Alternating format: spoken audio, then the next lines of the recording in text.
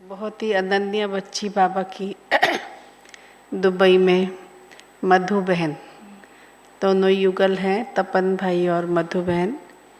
तो मधु बहन बहुत अच्छी, बहुत ही एक्टिव, सेवा में हमेशा तत्पर, दादी जानकी जी के लिए ब्रह्मा भोजन बनाती और जो भी दुबई जाते खूब सबकी सेवा करती। भाई साहब बहुत बड़े इंजीनियर, तन मन के साथ धन की भी खूब सेवा, देश विदेश सब जगह उन्होंने बहुत किया है, सबका दिल जीता है, सबसे बहुत प्यार पाया है।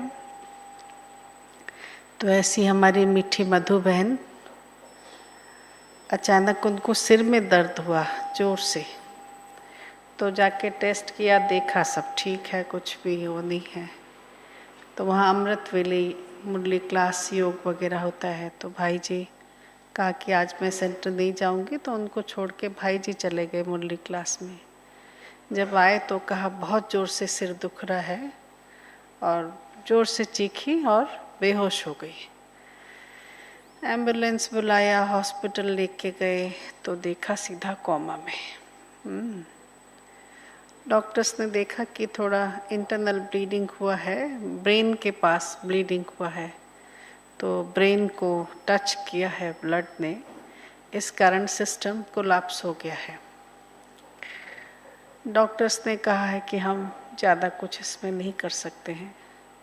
देश विदेश बड़े बड़े डॉक्टर, सब जगह सब कुछ पूछा गया, लेकिन सब यही कह रहे हैं कि इस कंडीशन में और कुछ नहीं किया जा सकता है, जितना समय लाइफ सपोर्टिंग सिस्टम में है ठीक है, बाकी तो समझ लो, ऐसा डॉक्टर्स ने कहा। मैंने भाई जी से बात किया, तपन भाई से बात किया, देखा बाबा के बच्चे की अवस्था कैसी है। वो इतने खुश, कहा बहन जी मैं तो सोच भी नहीं सकता हूँ कि मधु बहन ने इतने कम समय में देश विदेश में इतना सबका दिल जीता है कि लोगों की भीड़ ही लगी हुई है। हाँ, पूरा हॉस्पिटल ही ब्रह्मा कुमारी आश्रम हो गया है, योग चल रहे हैं, सब लोग बहुत दुआएं दे रहे हैं, ब्लेसिंग्स दे रहे हैं। दादियाँ दीदियाँ जो भी जहाँ पे हैं, देश विदेश के सभी वरिष्ठ दीदियों ने मैसेजेस भेजा है और उनको कान के पास सुना रहे हैं, कहते हैं शायद मतलब कोमा वाला व्यक्ति सुनता है, बोल नहीं पाता है तो सुनता है इत्यादि। मैंने कहा भाई सब कोई बात नहीं, बाबा करेगा मिरेकल, ठीक हो जाएंगे। तो कहा बहन जी मैं अपनी अवस्था बताऊं, मैं तो बाबा से यही कह रहा हूँ, मुझे ड्रामा और बाबा की एक्टिविटी में कोई इंटरफेरेंस नहीं करना है, वही हो जो सही हो। हाँ, बाबा वही करे जो ड्रामा को पसंद है, क्योंकि हो सकता है कि उस आत्मा को, बाबा को बहुत ज़्यादा ज़रूरत हो, आगे कुछ बहुत अच्छी सेवा करा दी हो, तो इसलिए मैं कुछ नहीं कह रहा हूँ, मैं खाली बैठ के योग कर रहा हूँ और योगदान दे रहा हूँ, यही कि उस आत्मा को कोई तकलीफ नहीं हो, कोई कष्ट नहीं हो, बाकी जो बाबा करे। और खाली ഓം ശാന്തി. അപ്പോൾ ദീദി പറയുന്നതാണ്, ഇന്ന് രാവിലെ പറഞ്ഞിരുന്നല്ലോ മധു എന്ന് പറഞ്ഞ ബഹൻ ദുബായിലുള്ളത് അപ്രതീക്ഷിതമായിട്ട് കോമയിലേക്ക് പോയി എന്നുള്ളത്. അപ്പോൾ ഈ മധു ബഹൻ അതേപോലെ തന്നെ അവരുടെ യുഗള് എൻജിനീയറാണ്. അപ്പം ഭായിയുമായിട്ടൊന്ന് ഫോണിൽ സംസാരിക്കുകയുണ്ടായി. അപ്പോൾ അദ്ദേഹത്തിൻ്റെ അവസ്ഥയെക്കുറിച്ച് പറയുകയാണ്. അപ്പോൾ ഈ മധു ബഹൻ എന്ന് പറയുന്നത് വളരെയധികം ബാബയുടെ പ്രിയപ്പെട്ട കുട്ടിയാണ്. ജാൻകി ദാദിക്ക് വേണ്ടിയൊക്കെ ഭോജനം ഉണ്ടാക്കിയിരുന്ന ആത്മാവാണ്. ആരെല്ലാം അവിടെ ദുബായിൽ പോകുന്നു അവർക്കെല്ലാവർക്കും വേണ്ടി സ്നേഹത്തോടു കൂടി ഭോജനം ഉണ്ടാക്കുകയും, ഈ ബ്രദറാണെങ്കിലും ശരി വളരെയധികം സേവനം ചെയ്തിരുന്ന, എല്ലാവരുടെയും ഹൃദയം ജയിച്ച വ്യക്തിയാണ്. എല്ലാവർക്കും ഈ യുഗൾസിനോട് വളരെയധികം ഹൃദയത്തിൽ നിന്നുള്ള സ്നേഹവും ആശീർവാദവും ഉണ്ട്. അപ്പോൾ ഇന്ന് രാവിലെ ഇതുപോലെ മുരളിക്ക് അവിടെ രാവിലെ അമൃതവേളയും അതേപോലെ തന്നെ മുരളിയും ആണല്ലോ.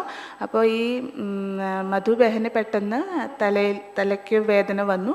അപ്പോൾ റെസ്റ്റ് എടുക്കാൻ പറഞ്ഞിട്ട് ബ്രദർ സെൻറ്ററിലേക്ക് പോയി.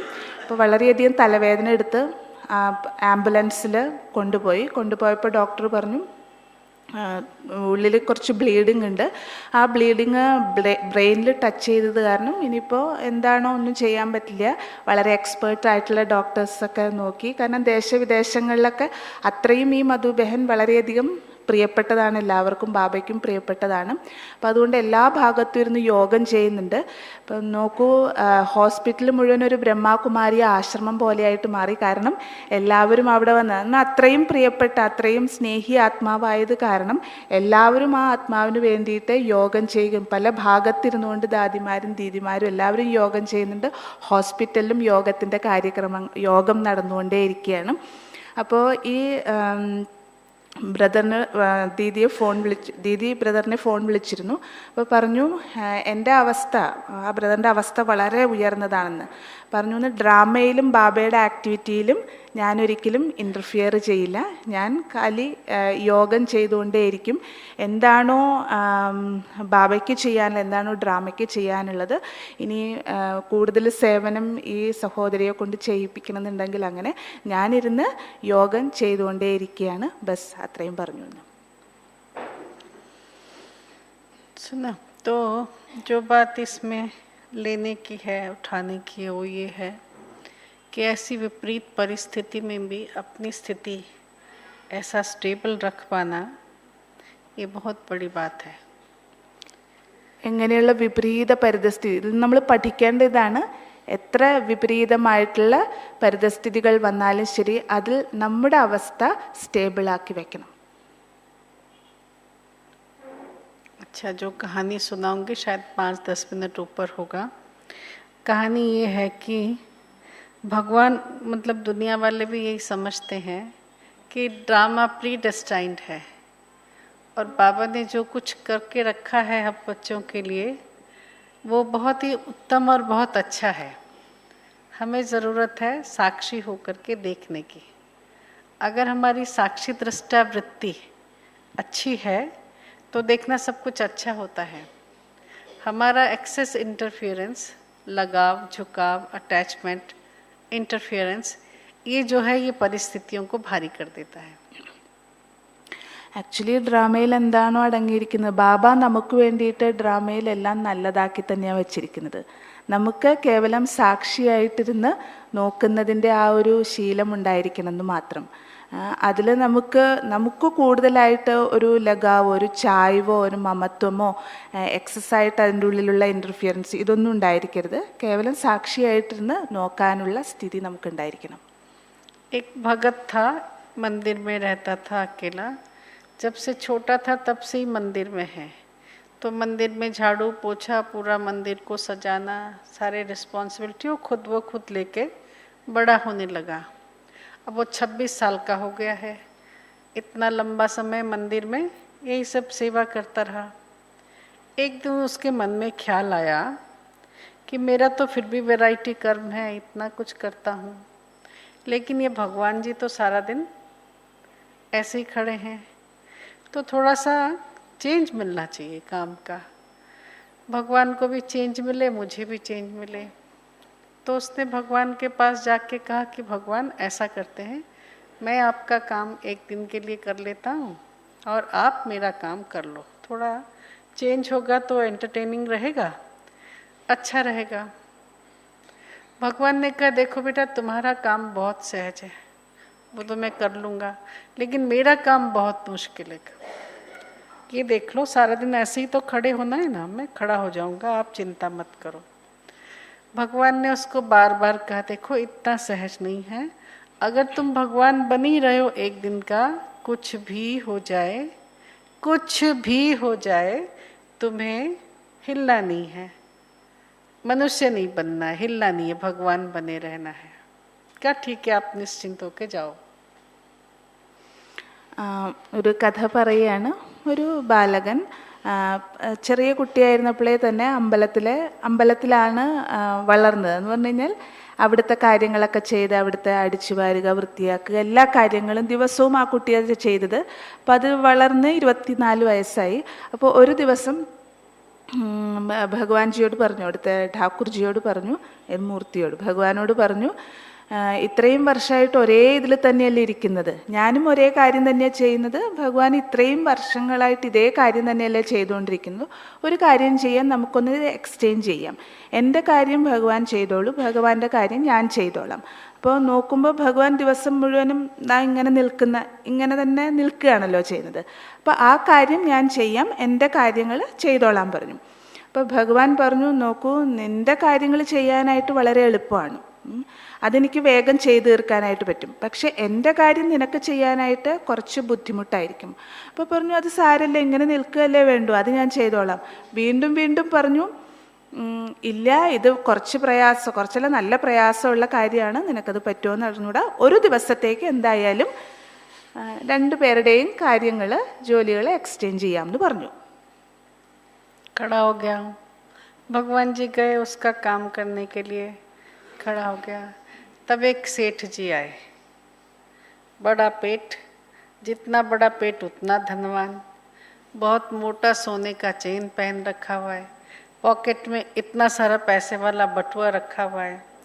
वो आया और उसने सिर झुकाया, कहा, भगवान आपका दिया हुआ ही सब कुछ है, लेकिन अभी तो मैं करोड़पति बन गया हूँ आपकी दया से, लेकिन एक बड़ा प्रोजेक्ट मेरा होने वाला है 8 करोड़ का। आप वो सब कुछ ठीक कर देना, अगर आप ठीक कर दोगे तो मैं 125 रुपया और नारियल चढ़ाऊँगा। അപ്പോൾ അങ്ങനെ ഒരു ദിവസത്തെ കാര്യം ഈ കുട്ടി ചെയ്യാമെന്ന് വിചാരിച്ചു. ഭഗവാൻ ഈ കുട്ടി ഇങ്ങനെ പിടിച്ചുകൊണ്ടിരുന്നു. ഭഗവാന്റെ ആ സ്ഥാനത്ത് നിന്നും ഭഗവാൻ എന്ത് ചെയ്തു, കുട്ടിയുടെ കാര്യങ്ങൾ ചെയ്യാൻ വേണ്ടിയിട്ട് പോയി. അപ്പോൾ ആ ദിവസം ഒരു വലിയ സേഠ്ജി വന്നു. വളരെ ധനവാനാണ്, ഇത്ര വലിയ വയറുണ്ടെന്ന് പറഞ്ഞാൽ നിറച്ച് കൊടവയറുണ്ട്, വലിയ ചെയിൻ, നല്ല സ്വർണ്ണമാല ഇത്ര കനത്തിലുള്ളത് ഇട്ടിട്ടുണ്ട്.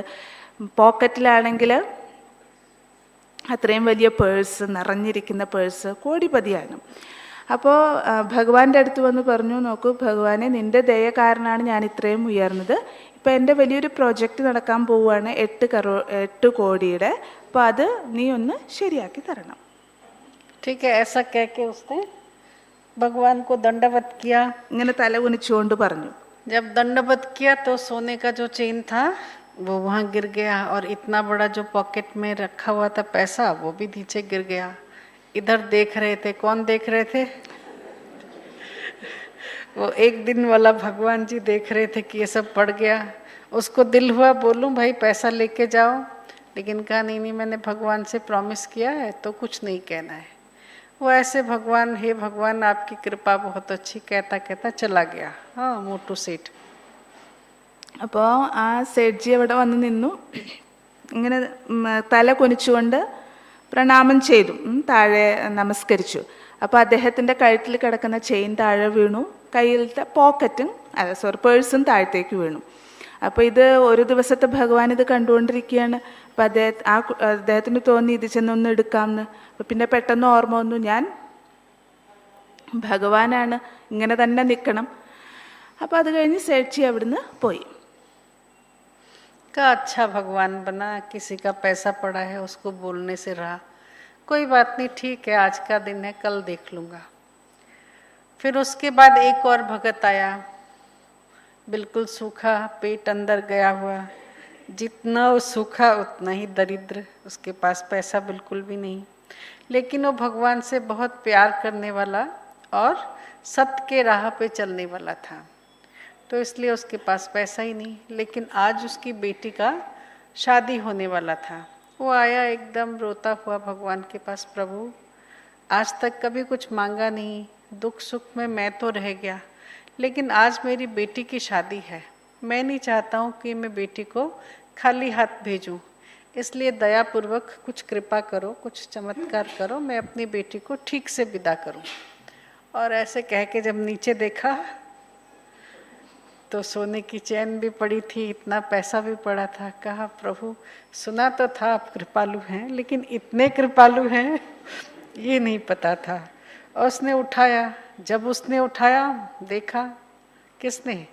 भगवान जी ने कहा, बड़ा गड़बड़ी वाला आत्मा है, वैसे तो कहता है मैं भगवान के कदम पे चलता हूँ, मंदिर से चोरी करता है, अभी उसको बोलना चाहिए भगवान भी कैसे आदमी है, हाँ ऐसे ऐसे लोगों को सहन करते हैं, मुझे तो बोलना ही पड़ेगा। फिर कहा, नहीं, भगवान ने कहा है एक दिन सहन करने के लिए, तो मैं आज उसको कुछ नहीं बोलता हूँ, ले जाने दो। वो लेके चला गया। അപ്പോൾ സേട്ടിൻ്റെ പൈസയും ചെയിനും പേഴ്സും ഒക്കെ താഴെ കിടക്കുകയാണ്. അപ്പോൾ അദ്ദേഹത്തിന് ഒരു ദിവസത്തെ ഭഗവാന് പറയണമെന്നുണ്ടായിരുന്നു, പക്ഷെ ഒന്നും മിണ്ടിയില്ല. ഇന്നത്തെ ദിവസം അങ്ങനെ അങ്ങോട്ട് പോട്ടെ എന്ന് വിചാരിച്ചു. കാരണം ഒരു ദിവസത്തേക്കാണല്ലോ, അങ്ങനെ അങ്ങോട്ട് പോകട്ടെ. അത് കഴിഞ്ഞ് കുറച്ച് കഴിഞ്ഞപ്പോഴാണ് വേറൊരു വ്യക്തി വന്നു. ആ വ്യക്തി എന്ന് പറഞ്ഞാൽ വളരെ ഉണങ്ങി വളരെ മെല്ലിച്ച് വയറൊക്കെ ഇങ്ങനെ ഒട്ടിക്കിടക്കുന്ന അങ്ങനെ വളരെ ദരിദ്രനായിട്ടുള്ളൊരു വ്യക്തി. അപ്പോൾ ആ വ്യക്തി വന്നിട്ട് ഭഗവാനോട് പറഞ്ഞു, ഭഗവാനെ, ഞാൻ ഇതുവരെ അങ്ങയോട് ഒന്നും യാചിച്ചിട്ടില്ല, പക്ഷെ ഇന്ന് ഞാൻ അങ്ങയോട് പറയുകയാണ്, എൻ്റെ മോളുടെ കല്യാണമാണ്. അപ്പോൾ എൻ്റെ മോളുടെ വിവാഹത്തിന് എനിക്ക് എന്തെങ്കിലും കൊടുത്തയച്ചേ പറ്റും. ഇങ്ങനെയുള്ളൊരു കാര്യം നടക്കുമ്പോൾ എന്തെങ്കിലും എനിക്ക് എൻ്റെ മോൾക്ക് വേണ്ടിയിട്ട് കൊടുത്തയക്കണമെന്നുണ്ട്. നീ എന്തെങ്കിലും കാണിക്കണം. കാണിച്ചത് കഴിഞ്ഞ് ഇങ്ങനെ താഴത്തേക്ക് ഇങ്ങനെ നമസ്കരിച്ചപ്പോൾ താഴെ പേഴ്സും കിടക്കുന്നുണ്ട്, ഒരു സ്വർണ്ണ ചെയിനും കിടക്കുന്നുണ്ട്. അപ്പം അത് കയ്യിലെടുത്തു. അപ്പം അദ്ദേഹം പറഞ്ഞു, ഓ, ഇത്രയും ദയുള്ള ആളാണ് ഭഗവാൻ എന്ന് ഞാൻ വിചാരിച്ചില്ല. കുറച്ച് ചോദിച്ചപ്പോൾ ഇത്രയും അനവധി കിട്ടി. അപ്പോൾ ഒരു ദിവസത്തെ ഭഗവാന് പറയണമെന്നുണ്ട്, പറയണമെന്നുണ്ട്. ഇങ്ങനെയൊക്കെയാണോ ഭഗവാനെ കുറിച്ച് വിചാരിച്ചിരുന്നത്? അപ്പം അത് പറയണമെന്നുണ്ട്, പക്ഷെ ഒന്നും മിണ്ടിയില്ല. ഇന്നത്തെ ദിവസം എന്തായാലും സഹിച്ചേക്കാം, കാരണം ഭഗവാന്റെ അടുത്ത് നിന്ന് ചോദിച്ചു വാങ്ങിയതാണല്ലോ, അപ്പം അതുകൊണ്ട് സഹിച്ചേക്കാന്ന് പറഞ്ഞു. ഒന്നും മിണ്ടാതെ അങ്ങനെ തന്നെ നിന്നു. अब वो चला गया. अब उसके बाद एक कैप्टन आए, बड़े अच्छे नेविगेटर, जो बड़ा क्रूज लेकर के, बहुत बड़ा जहाज लेकर के दूसरे देश में जाते हैं. तो उसने आके कहा, भगवान, जब कभी आपका आशीर्वाद लेकर के निकलता हूँ तो हमेशा मुझे सफलता मिलती है, लोगों को ठीक से पहुँचा पाता हूँ. इस बार मेरे क्रूज में 400 लोग हैं, सामान भी बहुत है, आप कृपा बनाए रखना तो सब कुछ अच्छा होगा. वो ऐसे बेचारा बोल ही रहा था, तब सेठ जी आए दौड़ दौड़ के, ठीक है, और साथ में 4 पुलिस वाले भी आए. देखा ये ऐसे ऐसे कर रहा है, कहा बांधो बांधो, पकड़ो पकड़ो पकड़ो, इसने ही मेरा पैसा और चेन लिया है, क्योंकि मेरे बाद शायद यही आया है, उसको ऐसा लगा. तो जो पुलिस लोग थे उन्होंने इसको पकड़ लिया, बांध लिया, कहा चलो तुमको हवालत में रखेंगे. तो ये सब कुछ देख के ये जो एक दिन का भगवान है, उसने कहा, भगवान आप अजीब हो, आप बूढ़े हो गए हो, अब आपसे संभलता नहीं है दुनिया, ठीक है कि नहीं, अब मुझे संभालने दो, ये तो बिल्कुल अन्याय हो रहा है, ऐसे अन्याय मैं कैसे होने दे सकता हूँ. तो अब चुप नहीं रह सका, उसने मौन तोड़ दी, कहा ठहरो मैं बताता हूँ सच क्या है. അത് കഴിഞ്ഞപ്പോൾ പിന്നെ വന്നത് ഒരു ക്യാപ്റ്റനാണ്. ആ ക്യാപ്റ്റന് ഒരു ദേശത്തു നിന്ന് വേറൊരു ദേശത്തേക്ക് യാത്ര ചെയ്ത് പോകേണ്ടതായിട്ടുണ്ടായിരുന്നു. അപ്പം അദ്ദേഹവും ഭഗവാൻജിയുടെ മുന്നിൽ വന്നിട്ട് ഇങ്ങനെ പറഞ്ഞു, ഇപ്രാവശ്യം എൻ്റെ കൂടെയുള്ളത് 400 പേരാണ്, നീ നോക്കണം. അപ്പം ആ സമയത്താണ് അദ്ദേഹം ഇങ്ങനെ തല കുമ്പിട്ട് ഇങ്ങനെ നമസ്കരിക്കുമ്പോൾ ആ സമയത്താണ് ഈ നേരത്തെ സേഠ്ജി വന്നത്. 4 പോലീസുകാരും കൂടെയുണ്ട്. അപ്പം ഇദ്ദേഹം ഇങ്ങനെ ഈ ക്യാപ്റ്റൻ ഇങ്ങനെ തല കുമ്പിട്ട് ഇതിങ്ങനെ നിൽക്കുമ്പോഴാണ് ഈ പോലീസുകാരെയും കൊണ്ട് സേട്ട് കയറി വന്നത്. കയറി വന്നപ്പോൾ ഉടനെ തന്നെ പറഞ്ഞു, ദാ ഇദ്ദേഹമാണ് എൻ്റെ പേഴ്സും എൻ്റെ മാലയും മോഷ്ടിച്ചത്, കാരണം ഞാൻ പോയതിന് ശേഷം പിന്നെ വന്നത് ഇദ്ദേഹം മാത്രമാണ്, ഈ ക്യാപ്റ്റൻ മാത്രമാണ്, അപ്പം അദ്ദേഹത്തെ പിടിക്കാൻ പറഞ്ഞു. അപ്പോൾ പോലീസുകാർ വേഗം കയറി വന്നിട്ട് ക്യാപ്റ്റനെ പിടിച്ചു. അപ്പോൾ ഈ ഒരു ദിവസത്തെ ഭഗവാന് തോന്നി, ഇത് വളരെ വലിയ അന്യായമാണ് നടക്കുന്നത്, ഇനി എനിക്ക് മിണ്ടാതിരിക്കാനായിട്ട് പറ്റില്ല, ഇനി മിണ്ടാതിരിക്കാൻ പറ്റില്ല എന്ന് പറഞ്ഞാൽ അദ്ദേഹം വായി തുറന്നു സംസാരിക്കാൻ തുടങ്ങി. कहा मुझे ठीक भगवान बन के सब काम करना पड़ेगा. तो बीच में बोल पड़ा, कहा देखो भाई ऐसा नहीं है, बात कुछ अलग है, सुनो. कहा आपके आने इसके आने के बीच में एक वो पतला सा दुखी आया था, आज उसकी बेटी की शादी है, इसी गांव में है, देख लेना कौन से दुखी आदमी के बेटी की शादी है, वो सारा पैसा लेकर के गया है, तो वो कल्प्रिट है, ये नहीं, इसको छोड़ दो. और वो लोग गए, उधर जाकर के देखा तो सचमुच उस बेचारे की बेटी की शादी हो रही थी. वहाँ पहुँच गए पुलिस को लेके और उसका पैसा छीन लाए, सोने का हार छीन लाए. ये सब देख करके वो जो बेचारा गरीब था उसको दुख तो हुआ. अब ये छीन छान के ले आए, चले गए सब अपनी अपनी जगह पे. अब रात हो गई, शाम हो गई, भगवान की दिन का ड्यूटी पूरा हो गया, अब एक्सचेंज होना था ड्यूटी. तो भगवान आए. जब भगवान आए तो इसने कहा, भगवान आप अब बूढ़े हो गए हो, आपसे कुछ संभलता नहीं है, इतना अन्याय आप कैसे देख सकते हो, इसलिए मैंने आज अन्याय नहीं सहा, ये किया, कह के सारी स्टोरी, सारे दिन की स्टोरी भगवान को सुनाई. അപ്പോൾ ഈ ഒരു ദിവസത്തെ ഭഗവാൻ സംസാരിക്കാൻ തുടങ്ങി. പറഞ്ഞു, ഇനി ഞാൻ മിണ്ടാതിരുന്നിട്ട് കാര്യമില്ല. അതായത് സത്യം, ഈ കാര്യങ്ങളൊക്കെ ശരിയാക്കാനായിട്ട് ഞാൻ ഇറങ്ങിയേ പറ്റൂ. അപ്പം അങ്ങനെ അദ്ദേഹം പറഞ്ഞു, നോക്കൂ, ഇദ്ദേഹമല്ല കുറ്റക്കാരൻ, ഇവരുടെ രണ്ടുപേരുടെയും ഇടയിൽ ഒരാളും കൂടി വന്നിരുന്നു. ഒരു ദരിദ്രനായിട്ടുള്ള വ്യക്തിയാണ്. ആ വ്യക്തിയുടെ മകളുടെ വിവാഹം നടക്കുന്നുണ്ട്. അപ്പോൾ ആ വിവാഹത്തിൻ്റെ അവിടെയാണ് അദ്ദേഹമാണ് ഇത് കൊണ്ടുപോയത്. നിങ്ങൾ നോക്കൂ, ഈ ഗ്രാമത്തിൽ എവിടെയെങ്കിലും ഒരു വിവാഹം നടക്കുന്നുണ്ടോ എന്ന് നോക്കൂ, അവിടെ ചെന്നിട്ട് നോക്കാൻ പറഞ്ഞു. അദ്ദേഹമാണ് കൾപ്രിറ്റ് എന്ന് പറഞ്ഞു.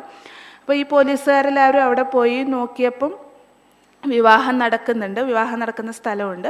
അവിടെ ചെന്ന് കാര്യങ്ങളൊക്കെ ചെയ്ത് ആ പൈസയും ഇതൊക്കെ ആയിട്ട് തിരിച്ചുപോയി. അപ്പോൾ ഈ ദരിദ്രനായിട്ടുള്ള വ്യക്തിക്ക് വളരെയധികം ദുഃഖമായി. എന്തായാലും ശരി, അന്നത്തെ ദിവസം കഴിഞ്ഞു, രാത്രിയായി. അപ്പോൾ ഭഗവാൻ തിരിച്ചു വന്നു. ഒരു ദിവസത്തേക്കാണല്ലോ ചെന്ന്. അപ്പോൾ ഭഗവാനോട് പറഞ്ഞു, നോക്കൂ, അങ്ങക്ക് വയസ്സായി, ഇനി കാര്യങ്ങളൊക്കെ ഞാൻ നോക്കാം. सुना, जब भगवान को उसने पूरी कहानी सुनाई, भगवान ने कहा, अरे मैंने तुमको कहा था ना. भगवान माना, तुम्हें ऐसे ही रहना है, इंटरफियर नहीं करना है, तुमने बहुत बड़ी गड़बड़ी कर दी. तो कहा, क्या गड़बड़ी कर दी? मैंने तो वही किया जो न्याय संगत है.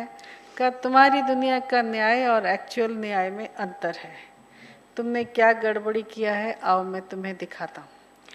അപ്പോൾ അദ്ദേഹം ഈ ഒരു ദിവസത്തെ ഭഗവാന്റെ അടുത്ത് രാത്രിയായപ്പോൾ ഭഗവാൻ വന്നല്ലോ, ഡ്യൂട്ടി കഴിഞ്ഞല്ലോ. അപ്പം കാര്യങ്ങളെല്ലാം പറഞ്ഞു, ഇന്ന് എന്തൊക്കെയാണ് സംഭവിച്ചത് എന്നുള്ളത് പറഞ്ഞു. ഞാനിങ്ങനെ കാര്യങ്ങൾ ശരിയാക്കിയതും എല്ലാം അന്യായം കണ്ടപ്പോൾ അതിനെ പ്രതികരിച്ചതും ഇതെല്ലാം പറഞ്ഞു. അപ്പോൾ ഭഗവാൻ തലയ്ക്ക് കൈവച്ചിട്ട് പറഞ്ഞു, ശരിക്കുള്ള ഭഗവാൻ തലയിൽ കൈവച്ചിട്ട് പറഞ്ഞു, എന്ത് പണിയാണ് കാണിച്ചത്? അതായത് ഈ കാണുന്നതും നടക്കുന്നതും തമ്മിൽ വ്യത്യാസമുണ്ട്. ഞാൻ നിന്നോട് പറഞ്ഞതല്ലേ, എന്തൊക്കെ തന്നെ വന്നാലും ശരി ഇങ്ങനെ തന്നെ നിൽക്കണം എന്നുള്ളത്. ഇതാണ് ഭഗവാന്റെ ജോലി. അപ്പോൾ അദ്ദേഹം പറഞ്ഞു, ഈ അന്യായം കണ്ടുകൊണ്ടിരിക്കുമ്പോഴും ഇങ്ങനെ തന്നെ നിൽക്കാനായിട്ട് എങ്ങനെ സാധിക്കും? അപ്പോൾ പറഞ്ഞു, എന്താണോ നീ വിചാരിക്കുന്ന ന്യായവും മറ്റ് മറുവശത്തുള്ള ന്യായവും തമ്മിൽ വ്യത്യാസമുണ്ട്. വരൂ, ഞാൻ നിനക്ക് കാണിച്ചു തരാമെന്ന് ഭഗവാൻ ഈ വ്യക്തിയോട് പറഞ്ഞു, കുട്ടിയോട് പറഞ്ഞു. सबको समझ में आ रहा है ना, कहानी समझ में आ रही है. अब क्या हुआ?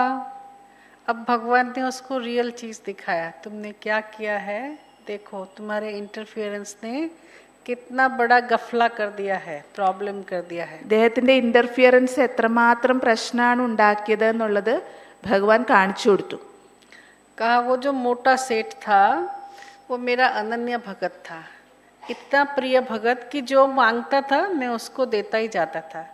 उसने हमेशा पैसा पैसा पैसा मांगा, मैंने उसको पैसा पैसा पैसा दिया, करोड़पति बन गया है. लेकिन 1 महीने के बाद उसकी मृत्यु होने वाली है और जीवन सारा उसने कभी 1 पैसा दान धर्म नहीं किया है, जिसके कारण वो अगले जन्म में बहुत गरीब भिखारी के घर में जाकर के जन्म लेने वाला है. तो मैंने उससे डायरेक्टली इनडायरेक्टली ये दान करवाया. वो सोने का चेन और धन वो प्रॉपर हाथ में जाए और इसको पुण्य मिले, इसलिए ये सब लीला थी कि वो पैसा उसका गिरेगा, सोने का चेन गिरेगा और वो भगत आएगा, वो लेके जाएगा. वो जो भगत है उसने जीवन तक तप किया, मेरे भरोसे कम खाया, कम के हिसाब से भी रहा, लेकिन खुश रहा. कभी उसने जीवन में कंप्रोमाइज़ नहीं किया, कोई बुरा कर्म नहीं किया. लेकिन आज उसकी बेटी की शादी है, तो ऐसे मेरे भगत के बेटी की शादी में इसका धन लगता तो उसका पुण्य होता और इसकी लाज बचती. ठीक है कि नहीं? इसलिए ये सेटिंग इस प्रकार से थी. लेकिन तुमने क्या किया? तुमने गड़बड़ी कर दी. अब इसका दान कैंसिल हो गया, वो गरीब के घर में जन्म लेगा, भिखारी के घर में जन्म लेगा. और दूसरा फिर क्या हुआ? दूसरा वो जो सत्यवाद बेचारा मेरा बहुत अच्छा भगत था, तुमने उसको कैसी सिचुएशन में डाल दिया. बेटी की शादी के दिन उसके घर पुलिस चले गए, कितना वो खुश था, लेकिन इस सिचुएशन को देख के उसने आत्महत्या कर ली. संसार में अब कोई भी मुझे मानेगा नहीं, मेरी भक्ति नहीं करेगा, कहेगा इतना अच्छा भगत का अगर भगवान ने ये हाल किया तो हम क्यों भक्ति करें. അപ്പോൾ എന്താണ് ഉണ്ടായത് എന്നുള്ളത് ആ കുട്ടിക്ക് ഭഗവാൻ കാണിച്ചു കൊടുത്തു. ഇത് പറഞ്ഞു കൊടുത്തു, ഈ സേട്ട് എൻ്റെ വളരെ വലിയ ഭക്തനാണ്. ജീവിതകാലം മുഴുവനും എന്നോട് പൈസയാണ് ചോദിച്ചുകൊണ്ടിരുന്നിരുന്നത്. ഞാൻ ആ പൈസ കൊടുത്തുകൊണ്ട് വരുന്നിരുന്നു. ധനമാണ് എന്നോട് ചോദിച്ചത്, ആ ധനം ഞാൻ കൊടുത്തുകൊണ്ടേയിരുന്നു. അദ്ദേഹം വലിയ കോടിപതിയാണ്. പക്ഷെ കോടിപതിയാണെങ്കിൽ പോലും, നല്ല ഭക്തനാണ് എൻ്റെ, പക്ഷെ കോടിപതിയാണെങ്കിൽ പോലും ഒരാൾക്കൊരു ചില്ലി കാശ് കൊടുക്കില്ല. അപ്പോൾ ഒരു മാസത്തിന് ശേഷം ആ വ്യക്തി മരിക്കാൻ പോവുകയായിരുന്നു. അപ്പോൾ മരിച്ചു കഴിയുമ്പോൾ ഇനി അടുത്തതിന് ജന്മം ഒരു ദരിദ്ര വീട്ടിൽ പോയിട്ടാണ് എടുക്കുക. കാരണം ഈ ഒരു കർമ്മത്തിൻ്റെ റിസൾട്ടായിട്ട് ആർക്കും ഒന്നും കൊടുക്കില്ലല്ലോ. അപ്പോൾ അതുകൊണ്ട് ദരിദ്ര കുടുംബത്തിൽ പോയിട്ട് ജന്മം എടുക്കാനാണ് ഇരുന്നത്. അപ്പോൾ ആ വ്യക്തിയെ ദരിദ്ര കുടുംബത്തിൽ നിന്നും രക്ഷപ്പെടുത്താൻ വേണ്ടിയിട്ട് ഞാൻ ഏതെങ്കിലും രീതിയിൽ ഇൻഡയറക്റ്റ് ആയിട്ടൊന്ന് ദാനം ചെയ്യിപ്പിക്കാൻ വേണ്ടിയിട്ടാണ് ഈ രീതിയിൽ ചെയ്തത്. അപ്പോൾ ഈ പൈസയും ഈ മാലയും ഒരു ദരിദ്ര വ്യക്തിക്കാണല്ലോ കിട്ടിയത്. ആ വ്യക്തിയും ഭഗവാന്റെ നല്ല ഭക്തനാണ്. ഇതുവരെ ഭഗവാനോട് ഒന്നും ചോദിച്ചിട്ടില്ല. വളരെ ദരിദ്രനാണെങ്കിൽ പോലും അദ്ദേഹം വളരെ സന്തോഷത്തോടു കൂടിയാണ് ജീവിച്ചിരുന്നത്. അപ്പം ഇത് കിട്ടി. അന്ന് മകളുടെ വിവാഹമാണ്. അപ്പം ആ മകളുടെ വിവാഹത്തിന് അദ്ദേഹത്തിന് ധനം വേണമായിരുന്നു. ഇതിനു മുൻപ് ഇതുവരെ ഒരു കാര്യവും അദ്ദേഹം ചോദിച്ചിട്ടില്ല ഭഗവാനോട്. ഈ സമയത്ത് വന്ന് ചോദിക്കുമ്പോൾ ഭഗവാൻ അത് കൊടുക്കുകയും വേണമായിരുന്നു. ഈ വ്യക്തിയുടെ, ഈ സേട്ടിൻ്റെ ഭാഗ്യവും കൂടി ഉണ്ടാക്കി കൊടുക്കണമായിരുന്നല്ലോ. അപ്പം അതുകൊണ്ട് അദ്ദേഹത്തിന്, ആ ദരിദ്ര വ്യക്തിക്ക് ഈ ധനം കിട്ടിയപ്പോൾ വളരെ സന്തോഷമായി. പക്ഷെ നീ എന്താ കാണിച്ചത്?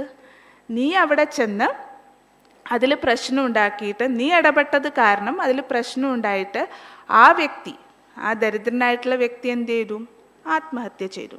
അപ്പം നോക്കൂ, നീ അതിൽ ഇടപെട്ടത് കൊണ്ട് എന്താ പ്രശ്നം ഉണ്ടായത് എന്നുള്ളത് നിനക്ക് മനസ്സിലായില്ല. രണ്ടുപേരുടെയും ജീവിതം ഇല്ലാതായി. ആ വ്യക്തിയെ ദരിദ്രനായിട്ടുള്ള അടുത്ത ജന്മം, ദരിദ്ര കുടുംബത്തിൽ ജന്മമെടുക്കൽ നിന്നും ആക്കാൻ പറ്റിയില്ല. ഈ വ്യക്തിക്ക് ഈ ഒരു സമയത്തിൻ്റെ ആ ഒരു വിവാഹം ശരിക്കും നടക്കാൻ പറ്റാത്തത് കാരണം അതിൽ ദുഃഖിതനായിട്ട് ആത്മഹത്യയും ചെയ്തു. അപ്പം രണ്ടും നീ ഗഡബഡാക്കിയാണ് ചെയ്തത്. सुना, फिर का वत्स कहानी इतने में ही खत्म नहीं हुई है. तुमने उससे भी बहुत बड़ा भयंकर भूल किया है, बड़ा पाप हो गया है तुमसे. आओ मैं बताता हूँ कैसे. ഇത്രയും കാര്യമല്ല നീ ചെയ്ത്, ഇതിനേക്കാൾ വലിയൊരു പാപകർമ്മമാണ് നീ ചെയ്തത്. വരൂ, ഞാൻ നിനക്ക് പറഞ്ഞു തരാമെന്ന് പറഞ്ഞു. का उसके बाद जो कैप्टन आया था वो हमेशा मुझसे पूछ के ही, मेरे से आशीर्वाद लेके ही काम करता था. बस कल से ही समुद्र में एक बहुत बड़ा तूफान आने वाला है और वो इतने बड़े तूफान में जो भी सारे समुद्री जहाज समुद्र में होंगे सब तहस नहस होने वाले हैं और वो तूफान आ गया है. कल अगर वो जो कैप्टन था उसको पुलिस बांध के ले जाती तो कल शुक्रवार, आज शुक्रवार है, कल शनिवार, परसों रविवार, 3 दिन तक उसको रिमांड नहीं मिलता, लेकिन चौथे दिन उसको बाइज्जत बरी कर देते.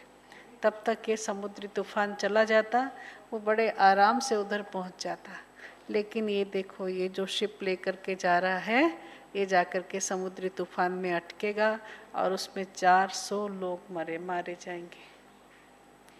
सुना? तो इसलिए तुम्हारे इंटरफियरेंस ने कितना कुछ गड़बड़ी कर दिया. देखो, तुम्हें क्या करना था, तुम इतना ही काम नहीं कर पाए. ഭഗവാൻ പറഞ്ഞു, നീ ഇത്രയൊന്നുമല്ല ചെയ്ത്, ഭയങ്കരമായിട്ടുള്ളൊരു പാപവും കൂടി ചെയ്തു. അതെന്താണെന്ന് കാണിച്ചു തരാമെന്ന് പറഞ്ഞ് കൂട്ടിക്കൊണ്ടുപോയി. അപ്പം അതെല്ലാം കഴിഞ്ഞിട്ട് ക്യാപ്റ്റൻ വന്നിട്ടുണ്ടായിരുന്നല്ലോ. അപ്പോൾ ഈ ക്യാപ്റ്റൻ എപ്പോൾ ഷിപ്പിൽ പോകുന്നതിന് മുൻപായിട്ടും ഇവിടെ വന്ന് ഭഗവാന്റെ അടുത്ത് നിന്ന് ആശീർവാദം വാങ്ങിച്ചിട്ടാണ് പോകുന്നത്.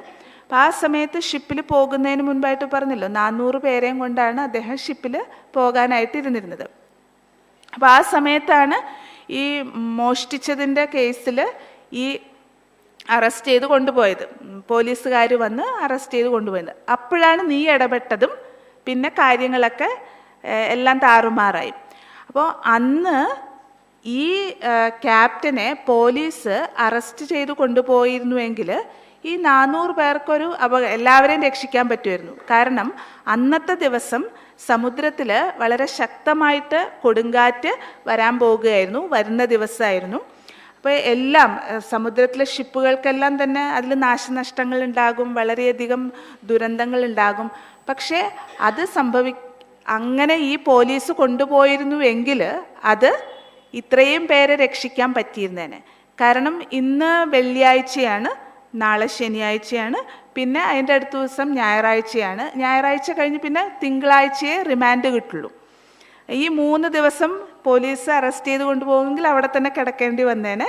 അപ്പോൾ പിന്നെ ഷിപ്പ് സമുദ്രത്തിലേക്ക് ഇറക്കാനായിട്ട് പറ്റില്ല. ഇത്രയും പേരുടെ ജീവനും രക്ഷിക്കാൻ പറ്റുമായിരുന്നു. പക്ഷെ നീ എന്താ ചെയ്തത്?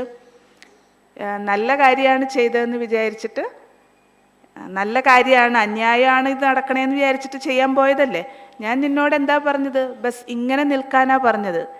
എന്തൊക്കെ തന്നെ വന്നാലും ഒരക്ഷരം മിണ്ടാൻ പാടില്ല, ഈ രീതിയിൽ തന്നെ നിൽക്കണം. പക്ഷെ നീ അത് ചെയ്തില്ല. ചെയ്യാത്തതിൻ്റെ റിസൾട്ട് മനസ്സിലായില്ലേ എന്താ സംഭവിച്ചത്? सुना तो भगवान ने उसको समझाया, कहा कि भगवान ने, शिव बाबा ने ड्रामा को बहुत परफेक्ट बनाया है। उनका कैलकुलेशन वो जाने, हम खाली सामने क्या हो रहा है वही देखते हैं। हमारी दूरदृष्टि तो इसी दीवार के अंदर ही बंद है। जहाँ दीवार ब्लॉक हो गया उसके आगे क्या है उसका हमें नहीं पता। समय की जो इकाई है वो भी अभी का पता चल रहा है क्या है, 1 सेकंड के बाद क्या होने वाला है वो हमें नहीं पता है। लेकिन हमें क्या करना है? अगर भगवान जैसा बनना है तो ड्रामा के हर पहलू पे ट्रस्ट करना है। ड्रामा बहुत कल्याणकारी है। जो बाबा ने इस ड्रामा में फिक्स किया है वो मेरे लिए कल्याणकारी है, क्योंकि ड्रामा के डायरेक्टर मेरे पिता हैं, मेरे बाबा हैं। और ड्रा मेरी माँ है, ड्रामा मेरी माँ है, वो भी कल्याणकारी है।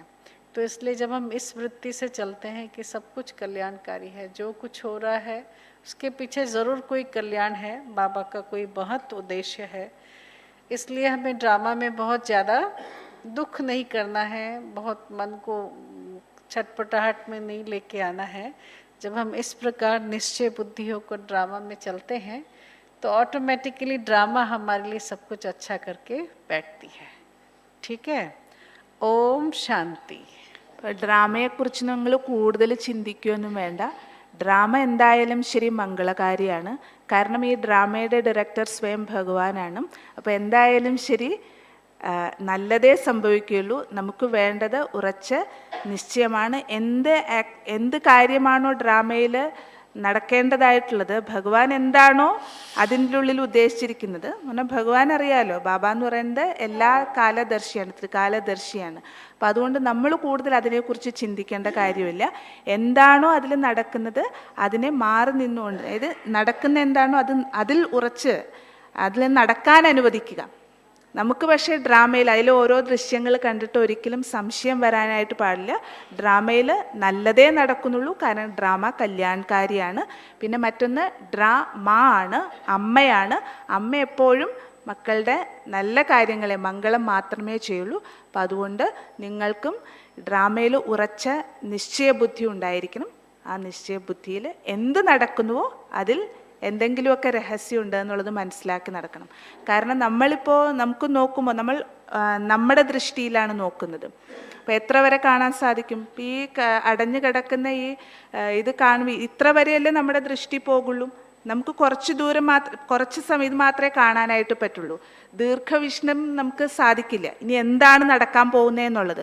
അപ്പം അതുകൊണ്ട് എന്താണോ നടക്കുന്നത് അത് നല്ലതാണെന്ന് മനസ്സിലാക്കി, അത് മംഗളകാരിയാണെന്ന് മനസ്സിലാക്കി ഉറച്ച നിശ്ചയ ബുദ്ധിയോടുകൂടി പോവുക. ഓം ശാന്തി.